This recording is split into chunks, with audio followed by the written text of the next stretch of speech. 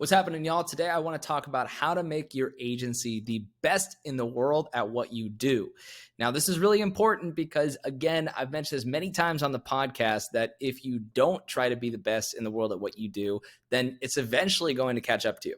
So at first, it might seem like you can just grow and be above average, but the market will eventually deal its hand back at you and you will eventually plateau.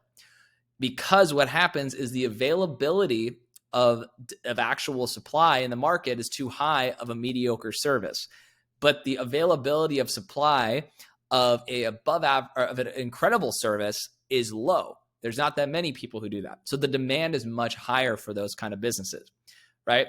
And for people who don't know who I am, who are listening to this podcast for the first time or this episode for the first time, my name is Lucas James. I was able to grow my own agency to $1.72 million in revenue last year. And now I have a tech company that is basically the agency plus my software, and we're growing it rapidly. So I'm just here to help you guys grow and scale your agencies, right? If you have any questions, feel free to let me know. But basically, if you want to build the best product in the world, then you need to follow these steps. So the very first thing is to do Google research. Now, this might sound really, really basic, and believe me, it is. It's not hard at all, but it is for some reason, glossed over thing by most businesses, especially agency owners. They might jump into the market and they might think, oh, I heard somebody was doing really well with their Instagram agency and they're able to grow their Instagram agency really well. I'm going to go start an Instagram agency. That's the wrong thinking. It is 100% the wrong thinking. What you should do is you should hear that somebody has an Instagram agency and you should immediately think, okay, somebody has an Instagram agency. That means a lot of people probably have Instagram agencies. What if instead I focus on a very specific kind of agency that I haven't heard of yet, but I know there's demand because people are looking for it online. So a good example of this is, maybe 4 quarters ago, maybe even 8 quarters ago, TikTok management on the ad side was not as popular as it is now. So there was a lower availability of supply. And if you were new to that market because it was a new social platform, there was a gateway or a pathway for you to become the predominant leader or thought figure in that space if you stuck to it for long enough, right? So you need to think through your basically growth strategy when it comes to being the best by first identifying, is anyone else doing this, right? And humans, we're statistical animals, meaning that you could predict a lot of things about us statistically through probability analysis. And that's why I say that if somebody else is doing something, there's a good chance that a lot of other people are doing it. And you need to confirm first that nobody else is doing it, or it's very rare for you to have that competitive advantage. Now, if you have something unique technology or uniqueness about you, like let's say you have 1 million social media followers, then yeah, you can differentiate right away. But for the average person, it's very difficult, right? So you need to think through that. That's the first step, is make sure you start off on the right footing, right? You need to make sure you're going in the right direction. That's step 1. Step 2 is to take a hard inventory of all the resources you actually have at your disposal and think in the terms of an asset owner, not a services owner, an asset owner.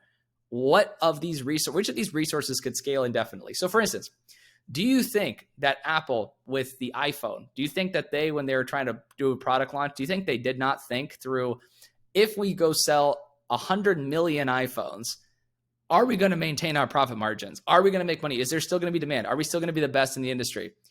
Obviously, they thought through those things. Those are the main things they think through anytime they launch a new product. When they launch the AirPods, the exact same thing. The reason why is because Apple not only has a technical advantage through technology, but they also have a distribution advantage and a brand advantage, right? So they can get their product out to the most people. They can maintain that distribution mechanism through superior brand economics. And they have extremely good technology that makes them the best in the world at what they do.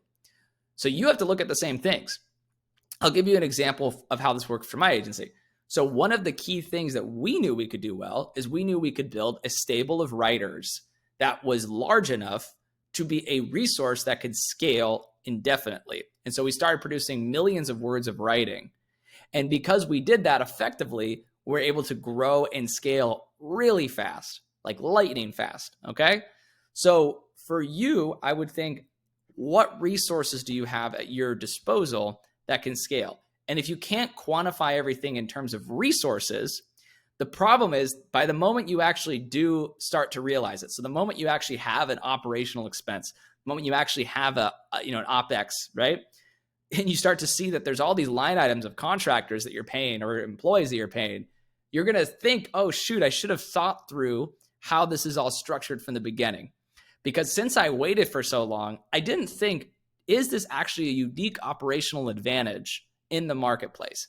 And because it's not a unique operational advantage, meaning that I'm just doing what everyone else is doing and I'm not doing it any better or with any unique advantage, then you're eventually going to succumb to the same issues that all these other agencies have, which is why they weren't able to maintain their 10x advantage at scale, meaning that they have resources that are too rudimentary or not unique enough or not good enough to scale.